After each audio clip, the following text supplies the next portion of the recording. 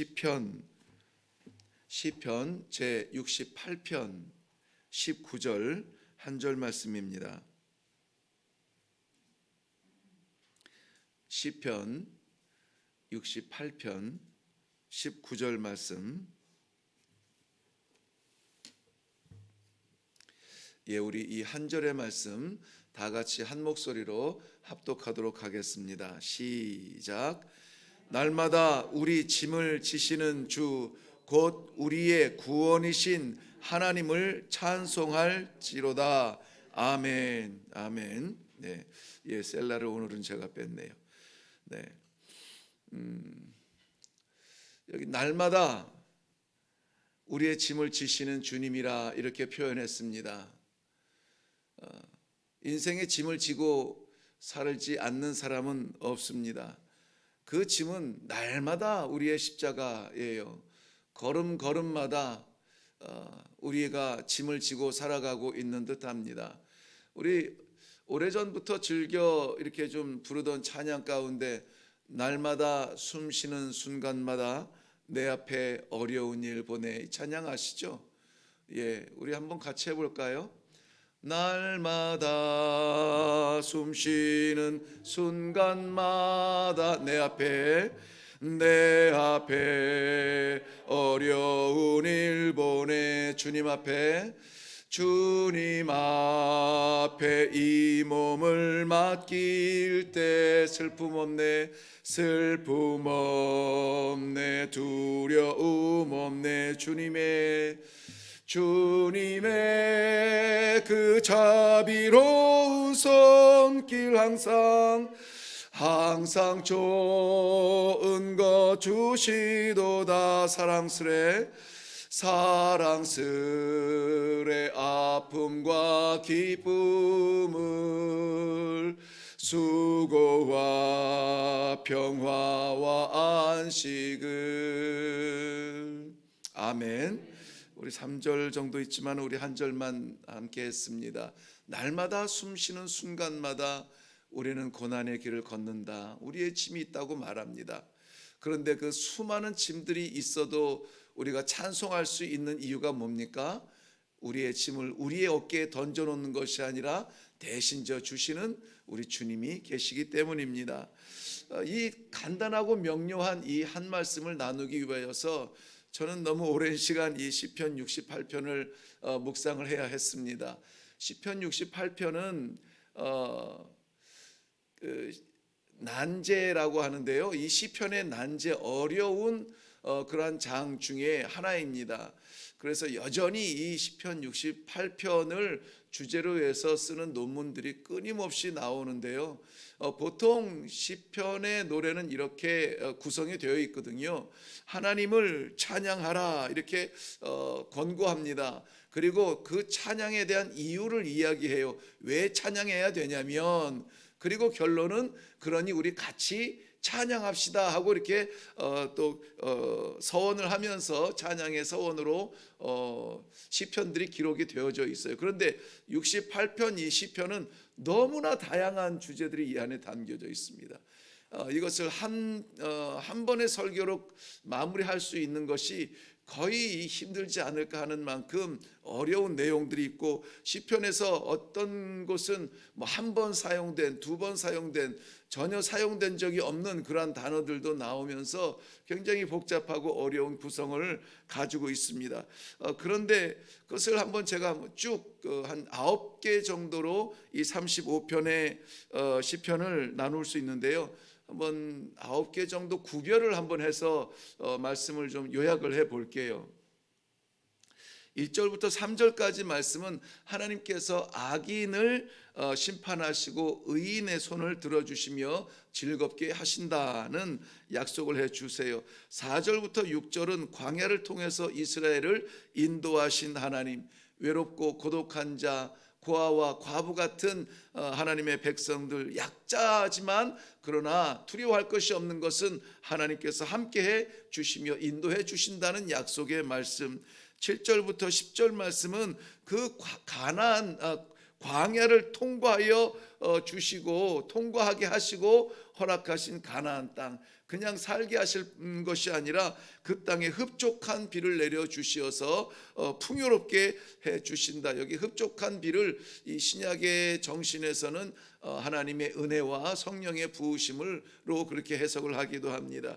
11절부터 14절까지 말씀에는 하나님께서는 이스라엘에게 승리를 주시며 이스라엘 백성들이 연약한 중에서 두려워 떨었지만 하나님이 주시는 승리로 말미암아 전리품을 오히려 나누는 승리자가 된다라고 말합니다. 15절부터 18절 말씀에는 바산의 산을 이야기하는데 이 이방의 우상의 그 대표적인 산이 이 바산의 산인데 그 바산의 산에 아무리 많은 우상이 둘러싸 있고 그 우상을 힘입어서 아무리 이 이방인들이 침략한다 할지라도 그 바산의 산은 시온산에 비하면은 아무것도 아니다. 시온산이 내려다보는 그러한 연약한 그러한 산일 수밖에 없다라고 말하는 것입니다.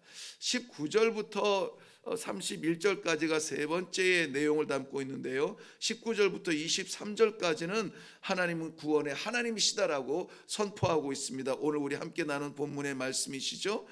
그리고 원수의 머리를 치시며 우리를 구원하실 하나님 기대가 됩니다. 24절부터 27절까지는 이스라엘 지파들이 성소를 향하여서 예배를 드리듯 우리도 하나님 앞에 예배의 삶을 살아가야 되지 않겠는가 하는 말씀을 묵상하게 하세요. 28절부터 31절까지 말씀에는 이방을 무너뜨리는 하나님의 능력, 그 능력을 하나님 홀로 하지 아니하시고 거기에 이스라엘을 참여하게 하세요. 하나님 스스로도 하나님의 군대로도 치시고 승리를 이루실 수 있지만은 그 역사의 현장에 이스라엘을 동행케 해 주신다는 것입니다. 이 말씀은 우리도 하나님의 영광을 기다릴 것만이 아니라 하나님의 영광의 현장에 서 있는 성도가 되어야 된다라고 하는 그러한 다짐을 하게 하세요. 늘 우리는 하늘을 바라보면서 이것저것 구하면서 기다리고 하나님이 영광을 받아주소서 하는데 우리는 구경꾼이에요. 그게 아니라 이스라엘 백성들 전쟁 가운데 세우셔서 승리를 주는 것처럼 우리도 이 시험의 한 가운데에서 시험을 피하게 하지 아니하시고 시험을 당하지만 이기게 하시는 거예요. 그것이 하나님의 영광이라면 연약한 나 같은 것이 어떻게 이 세상의 그 사탄과 마귀를 대항해서 이기겠습니까? 아니에요. 우리가 이기는 것은 아니에요. 하나님께서 이기지만 우리를 그 싸움의 현장에 세우시고 잘했다라고 칭찬하실 그런 이유들을 우리에게 주신다는 것입니다. 그리고 마지막 32절부터 35절까지의 말씀에 세상의 모든 왕국이 그러므로 이스라엘의 하나님을 찬양할지어다 명령하고 있습니다. 사랑하는 성도 여러분, 이 내용을 우리가 살펴보면은 정말 너무나 다양한 역사도 오랜 기간을 담고 있고 사건도 많은 사건을 담고 있어요. 그런데 이것은 이스라엘 백성들이나 하나님과 그들만의 관계에서 볼 것이 아니라 여기에서 이스라엘 백성과 과부나 고아들이나 연약한 자나 외로운 자나 이러한 자들 우리의 삶에서 우리의 삶을 조망하면서 보면은 우리 자신도 그렇게 크게 다르지 않다는 것입니다. 이스라엘 사람들만 광야를 걷습니까? 우리의 인생에 광야는 없었습니까? 이스라엘 백성들만 굶주렸습니까? 우리의 허덕임은 없었습니까? 이스라엘 사람들만 물이 없어 갈망했습니까? 우리에게 말씀이 없어서 갈망한 적은 없었습니까? 길이 보이지 않아서 허덕인 적은 없었습니까? 이런 것을 보면은 하나님께서는 역시 이 시편 68편이 아무리 다양한 주제 가운데 있을지라도 그 안에 담겨 있는 하나님이 아니라 어디에 계시는 하나님이에요? 우리의 삶 속에 계시는 하나님, 우리와 함께하여 주시는 하나님. 원수를 물리쳤다면 내 원수도 물리쳐 주시는 거예요.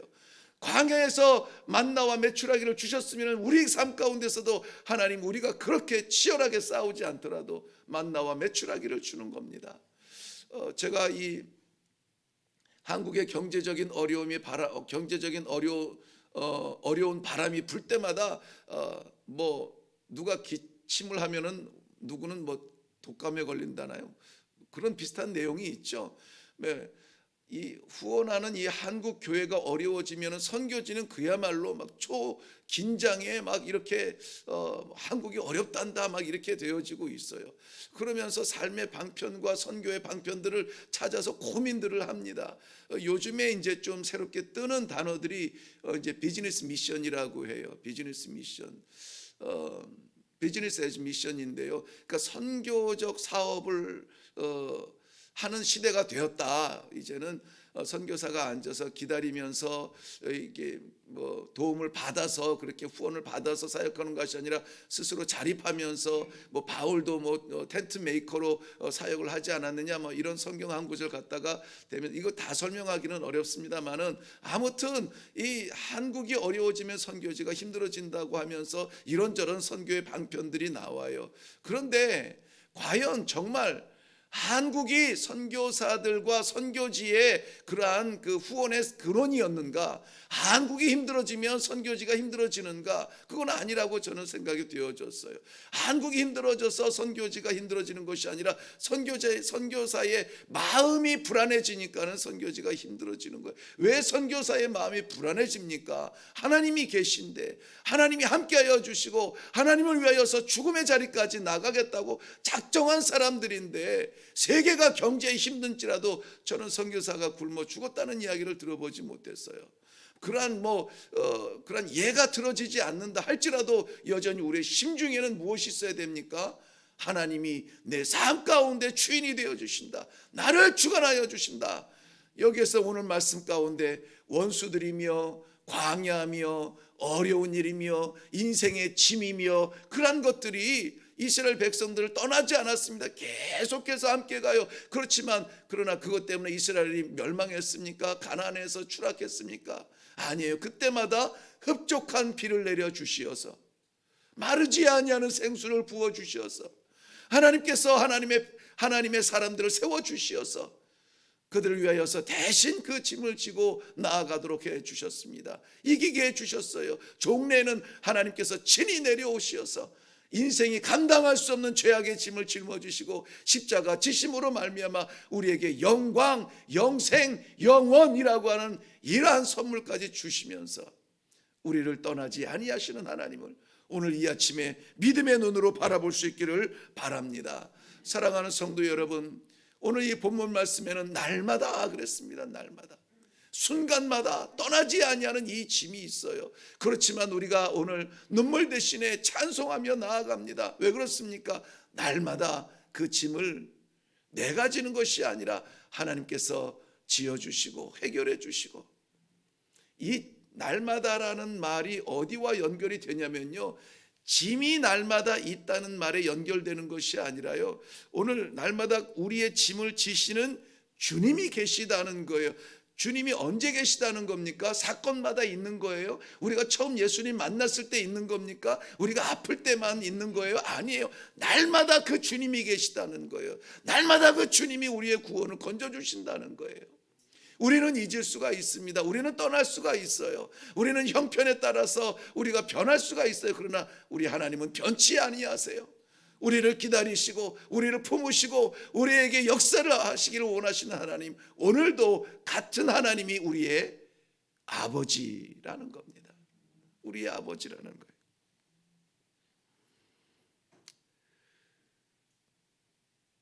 우리 아버지의 섭리, 쉬운 말로 우리 아버지의 사랑, 아버지가 나를 붙잡으시고 내 길을 인도하여 주시고 나를 사랑하시는 그 사랑, 그것은 변함이 없으세요. 끝나지 않으세요. 영원히 계속적으로 지속적으로 세상 형편이 어떻게 돌아간다 할지라도 우리 하나님께서는 떠나지 아니하시는 사랑으로 오늘도 우리를 붙잡으실 줄로 믿습니다. 이 절대적이고 멈추지 아니할 하나님의 은혜와 사랑을 믿으시기를 바랍니다. 마태복음 8장 17절 말씀에는 우리의 연약한 것을 친히 담당하신 주님을 고백했습니다. 우리의 병든 것까지도 함께 고난을 당하셨다고 했어요. 성경에 기록이 되지 않았지만은 저는 예수님의 그 기록되지 아니하는 어린 시절들을 가끔 이렇게 생각을 해보면은, 그렇지, 친구들하고 놀다가 무릎도 까지셨겠지. 그렇지, 거기에 말라리아가 있었으면 말라리아도 걸리셨겠지. 우리와 다르지 아니하는 그러한 삶을 사셨어요. 그러나 죄는 없으시기 때문에 우리를 구원하실 수 있다는 것 외에는 우리와 똑같은 인생을 가지셨던, 인간의 몸을 가지셨던 분이라는 거예요. 우리의 연약함을 다 아세요. 아, 이럴 때 힘들구나. 아, 저럴 때 어렵구나. 다 아시는 하나님께서 오늘도 우리를 초청해 주십니다. 수고하고 무거운 짐을 지었느냐? 내게로 와라. 누가 가요? 다 내게로 오래. 다 내게로 오라. 나도 가고 권사님도 가고 집사님도 가고 다 우리 주님 앞으로 가야 돼요. 짐이 무거울수록 주님 앞에 나아가야 돼요. 그럴 때 우리 주님께서 그 모든 짐을 짊어지시고 편안하게 우리의 영혼이 쉴 수 있도록 흡족한 은혜의 비를 부어주시는 것입니다. 로마서 8장 38절부터 39절 말씀에는 사망이나 생명이나 천사들이나 권세자들이나 다른 아무 피조물이라도 우리 주 그리스도 예수 안에 있는 하나님의 사랑에서 뭐 할 수 없어요?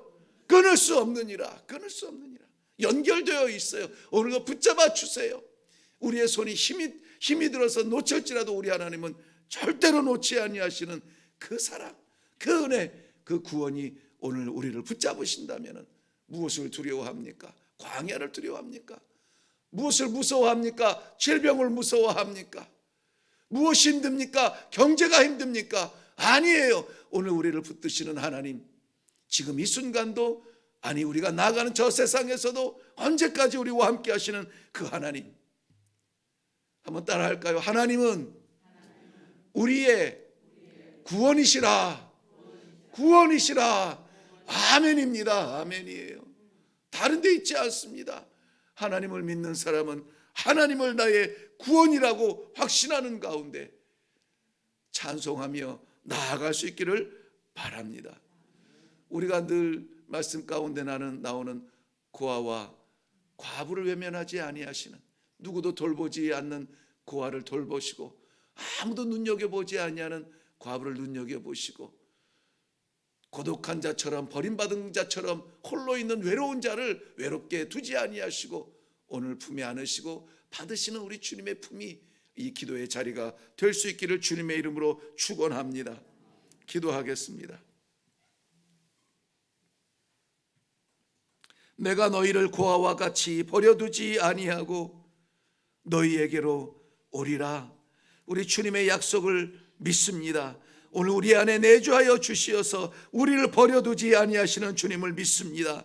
그러므로 우리가 어떠한 상황에 있든지 어떠한 형편에 있든지 두려워 떨며 하나님 주님 잊어버리지 아니하도록 오늘도 우리의 내면의 세계를 깨트려 주시옵시고 우리의 영혼이 하나님을 바라볼 수 있도록 우리를 불러주신 하나님 은혜를 감사합니다. 이 새벽 제단 하나님 앞에 올라올 수 있는 은혜의 제단으로 다시 만들어 주시옵시고 아버지 떠나지 아니하는 주님의 품에 다시 달려나와 아버지 외칠 수 있는 자리가 되게 하여 주옵소서. 우리의 인생을 짓누르는 모든 무거운 짐들을 하나님 아버지 버려 주시옵시고 깨뜨려 주시옵시고 할렐루야로 찬양할 수 있는 담대하고도 가벼운 마음으로 일어날 수 있는 이 아침이 되도록 하나님 역사하여 주시옵소서.